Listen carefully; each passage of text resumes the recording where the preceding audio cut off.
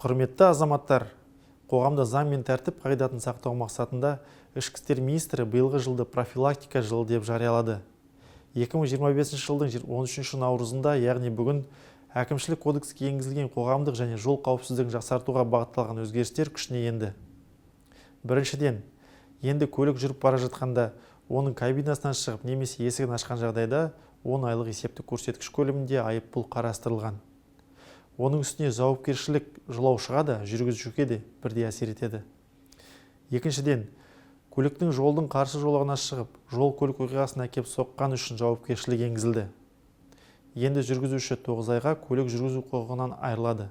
Үшіншіден, теміржол өткелдерін кесіп өту ережелерін бұзған үшін жауапкершілік 10-нан 20 айлық есептік көрсеткішке дейін ұлғайтылды. Төртіншіден, жалған қоңырау шалған үшін айыппұл 30-дан 60 айлық есептік көрсеткішке дейін өсті. Ал кәмелетке толмағандар жасаған жағдайда ескерту алынып тасталып, заңды өкілдерге салынатын айыппұл 30 айлық есептік көрсеткішке дейін көтерілді. Бесіншіден, жедел және арнайы қызметтер көлігінің қозғалысына басымдық бермеген үшін айыппұл 7-ден 20 айлық есептік көрсеткішке дейін өсті. Сонымен қатар, кейбір құқық бұзушылықтар үшін жауапкершілік жеңілдетілді. Осылайша, ақылы автотұрақтарды пайдаланып, төлемді уақытылы төлемеген үшін айыппұл 3 есеге дейін төмендеді. Ал жүргізушінің жол қозғалысы ережелерін сақтамай, нәтижесінде материалдық залал келтірілген жағдайда жүргізуші куәлігінен айыру алынып тасталды.